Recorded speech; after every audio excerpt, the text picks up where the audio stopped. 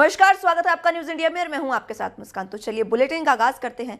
केंद्रीय कृषि कानूनों के खिलाफ किसानों के प्रदर्शन को भड़काने वाली टूल किट सोशल मीडिया पर साझा करने की आरोपी एक्टिविस्ट दिशा रवि, जो कि 21 साल के हैं, उन्हें गिरफ्तार कर लिया गया है।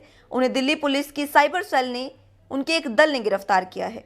इसके बाद दिल्ली की पटियाला हाउस कोर्ट ने उन्हें 5 दिन की पुलिस रिमांड पर भेज दिया। कोर्ट में दिल्ली पुलिस ने दलील दी कि प्रदर्शनों को हवा देना भारत सरकार के खिलाफ बड़ी साजिश का हिस्सा है। वहीं दूसरी तरफ दिशा कोर्ट में रो पड़ी। उनका कहना था कि उन्होंने टूलकिट तैयार नहीं की है, केवल 3 फरवरी को इसमें 2 एडिट किए थे। पुलिस ने टूलकिट मामले में 4 फरवरी को अज्ञात लोगों पर साजिश, राजद्रोह और अन्य आरोप में आईपीसी की धाराओं के तहत केस दर्ज किया था। पुलिस को शुरुआती जांच में पता चला कि दस्तावेज के तार खालिस्तान समर्थक समूह पोइटिक जस्टिस फाउंडेशन से जुड़े हैं। कांग्रेस महासचिव प्रियंका गांधी ने भी इस मामले में ट्वीट किया है, लेकिन सरकार पर उनको निशाने पे लिया है। कांग्रेस महासचिव प्रियंका गांधी ने अपने ट्वीट में लिखा कि डरते हैं बंदूकों वाले एक निहत्थी लड़की से, फैले हैं हिम्मत के उजाले एक निहत्थी लड़की से।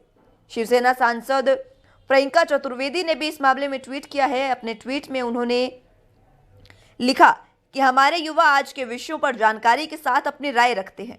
सोशल मीडिया प्लेटफॉर्म उन्हें अपनी बात रखने का मौका देता है, लेकिन भारत सरकार इसे गुनाह मान रही है। हमारे युवा हमारा भविष्य है, ना कि कमजोरी। वहीं इस मामले में दिशा रवि की पहली गिरफ्तारी के बाद अब पुलिस का उनके करीबियों पर भी शिकंजा कसना शुरू हो गया है। दरअसल इसी बीच दिशा रवि की करीबी निकिता जैकब फरार हो गई है। दिल्ली पुलिस ने निकिता जैकब के खिलाफ कोर्ट से नॉन बेलेबल वारंट जारी करवाया है। स्पेशल सेल के सूत्रों के मुताबिक 11 फरवरी को निकिता जैकब के घर स्पेशल सेल की टीम सर्च करने गई थी। टीम मोबाइल फोन और इलेक्ट्रॉनिक डिवाइस जांचने गई थी। शाम का वक्त था, इसलिए पूछताछ नहीं हो सकी। निकिता से स्पेशल सेल ने दस्तावेज पर दस्तखत करवाया था कि वो जांच में शामिल होगी, लेकिन उसके बाद निकिता अंडरग्राउंड हो गई। दिल्ली पुलिस के सूत्रों के मुताबिक खालिस्तान संगठन से जुड़े पोइटिक जस्टिस फाउंडेशन के एमओ धालीवाल ने अपने कनाडा में रह रहे सहयोगी पुनीत के जरिए निकिता जैकब से संपर्क किया था। इसका मकसद रिपब्लिक डे के पहले ट्विटर स्टॉर्म पैदा करना था। निकिता जैकब पहले ही पर्यावरण से जुड़े मुद्दे उठाती रही हैं। हमने आपको रोहतक से एक खबर दिखाई थी, जिसमें एक युवक ने अपने ही सालों पर उसको पेट्रोल डालकर आग लगाकर जलाने की कोशिश का मामला दर्ज कराया था। लेकिन अब इस मामले में नया मोड़ सामने आ चुका है, और ये नया मोड़ तब सामने आया जब हमारी टीम ने उनके घर जाकर पूछताछ की। आपको बता दें कि 2 दिन पहले रोहतक के हाउसिंग बोर्ड के रहने वाले एक व्यक्ति ने तेज कॉलोनी में अपने ससुराल में पहुंचे और अपने ही सालों पर पेट्रोल डालकर आग लगाने का मामला सराला मोहल्ला पुलिस चौकी में दर्ज कराया था। मामले में जब हमारी टीम ने युवक की सास सरोज से बात की तो उन्होंने पूरा मामला साफ कर दिया। उन्होंने बताया कि उनका दामाद उनकी बेटी रोजी के साथ अक्सर शराब पीकर मारपीट करता था। इतना ही नहीं, उनका दामाद उनकी बेटी को दूसरे युवकों के साथ संबंध बनाने के लिए भी विवश करता था, जिसके चलते लगभग पिछले 8 महीनों से उनकी बेटी ने कोर्ट में ये शिकायत दी है और उन पे कोर्ट केस चल रहा है। इसी के चलते उन्होंने अपनी बेटी को भी अपनी हर चीज से बेदखल कर दिया है। सरोज की बेटी रोजी ने तलाक के लिए कोर्ट में केस भी किया है। आप देख रहे हैं न्यूज़ इंडिया, मैं हूं आपके साथ विनीत गर्ग, और आज हम खड़े हैं रोहतक की तेज कॉलोनी में, जहां 2 दिन पहले एक हादसा हुआ है। एक युवक ने अपने ही ससुराल में आकर जो है यहाँ मामला निकला था कि उसने आग लगा ली और वो पुलिस स्टेशन की तरफ भागा है। आज हम यहाँ इस मामले की जांच पड़ताल के लिए यहाँ घर पर पहुँचे हैं। अभी जो घर में है उनसे हम बातचीत करेंगे। आया आते इसने पेट्रोल में भीग के आया, अच्छी तरह ऊपर गमछा डाला हुआ था। इसने लाइटर से अपने आप को आग लगा दी, पर गमछा उठा के मेरे ऊपर फेंका और वो परे चला गया उड़ के। मैं बड़ी फटाफट मैं कूद के गई थी, इतने में ये अपने आप को आग लगा ली। जैसे चीखे गई, मैंने सबको इकट्ठा किया है, जल्दी आओ मेरे घर में कुछ हो गया। मेरे ऊपर रहते हैं वो लोग भागे आए, पास पड़ोस के भागे आए। उस बेचारों ने पानी डाला, पानी 8-10 बाल्टी डाली। जैसे ही पानी खत्म वो उसकी आग बुझी, वो अपना भाग गया। ऐसे दौड़ा कि पूछिए नहीं। तो इतने में जी पुलिस आ गई।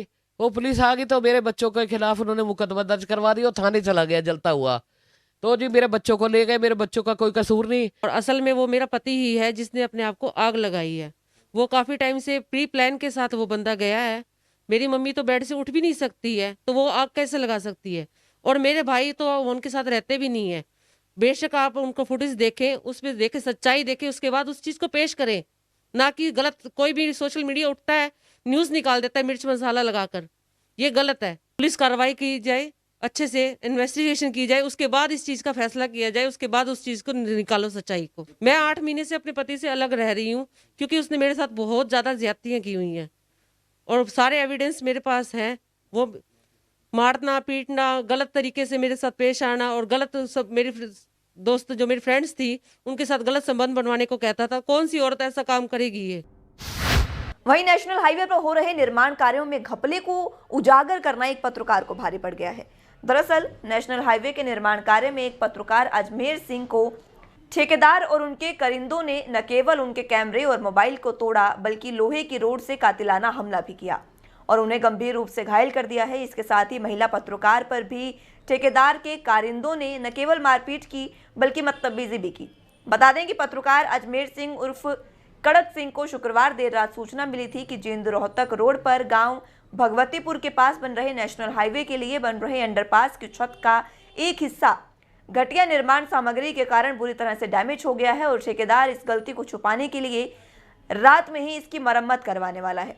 जैसे ही इस बात की सूचना पत्रकार को मिली तो वो अपने कैमरामैन के साथ भगवतीपुर के समीप बन रहे फ्लाईओवर पर पहुंचे और उन्होंने वहां लोगों को सच्चाई दिखाने के लिए डैमेज हो चुकी छत की वीडियो बनाना शुरू ही किया था कि ठेकेदार और उनके कारिंदों ने उन पर जानलेवा हमला कर दिया। कवरेज करी और बताया भाई ऐसे ऐसे ये यहाँ पे घपलाबाजी करी है इन्होंने, मटेरियल घटिया लगा। सारी वो मरकरी लाइट जो थी वो बंद करवा के ने ठेकेदार का जो वो था कोई दुबे नाम ले रहे थे। अच्छा। हाँ, कोई पता नहीं मैनेजर था क्या था, बोला दुबे जी लाइट बंद करवाओ। दुबे ने लाइट बंद करवा दी। सबसे पहली राड दुबे ने मारी मेरे। अच्छा। और इस लड़की का कैमरा खोस लिया दूसरे लेबर वालों ने और कैमरा छीन कर और वो फर्श पे मारा ऊपर। अच्छा। और फिर तो पता ही नहीं, अंधाधुंध इसको थप्पड़ और मुक्के मारने शुरू लड़की कर को। दिए। हाँ, और इसके साथ बदतमीजी करने भी की भी 4-5 ने दबोचा इसको। ये बैठी, ये तो कूदने वाली थी, छलांग मारने वाली थी पुल के नीचे। हाँ जी, मेरे ऊपर राड से हमला किया, लोहे की रॉड। मैंने। हाँ, 2-3 राड थी, एक पतली थी 2 मोटी। और मोटी राड सिर में मारने लगे, मैंने हाथ अड़ा तो हाथ में फ्रैक्चर हो गया। फिर मारने लगा, फिर अड़ा दिया, 2 जगह से टूट गया मेरा यार। प्रदेश में इन दिनों नशाखोरी अपने चरम पर है। इसी को रोकने के लिए नारनौल जिला पुलिस ने नकली शराब, अवैध शराब और नशाखोरों के खिलाफ अभियान चलाया है, जिसके तहत देर शाम सदर थाना नारनौल एसएचओ ने अपनी पुलिस टीम के साथ 55 पेटी अवैध देसी शराब सहित एक आरोपी को कब्जे मिल गया है। पुलिस प्रवक्ता ने बताया कि देर शाम नारनौल सदर थाना पुलिस की टीम को गुप्त सूचना मिली थी।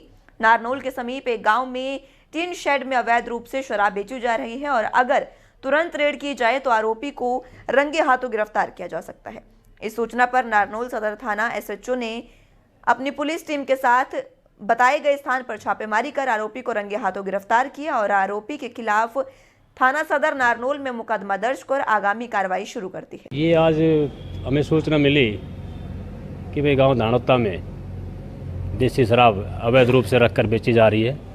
जिस सूचना पर मैंने अपनी पार्टी के साथ गांव में पहुंचकर चेक किया तो एक टीन शेड के अंदर ज़मीन में खड़ा खोदकर दबाई हुई पत्थर के नीचे शराब की 55 पेटियाँ बरामद हुई हैं, जिनको हमने कब्जा में ले लिया।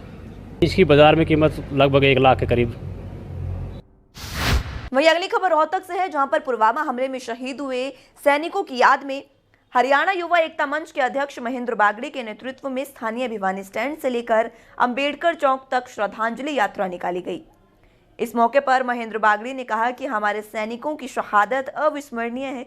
आतंकवादियों द्वारा पुलवामा में बस में सवार 40 निर्दोष सैनिकों की बम लगाकर हत्या कर दी थी, जिससे इन सैनिकों की शहादत को सलाम करने के लिए हरियाणा युवा एकता मंच लगातार 3 वर्षों से श्रद्धांजलि यात्रा का आयोजन कर रहा है, जिसमें शहर के कई सामाजिक संगठनों के पदाधिकारी और अन्य गणमान्य व्यक्ति भी मौजूद रहते हैं। श्रद्धांजलि यात्रा की शुरुआत भिवानी स्टैंड से भगत सिंह चौक से हुई, जहां पर उनकी प्रतिमा पर पुष्प अर्पित कर मोमबत्ती जलाकर यहां से यात्रा की शुरुआत की गई और यात्रा का समापन अंबेडकर चौक पर किया गया। फिलहाल के लिए इतना ही। आप जुड़े रहिए न्यूज़ इंडिया के साथ। नमस्कार।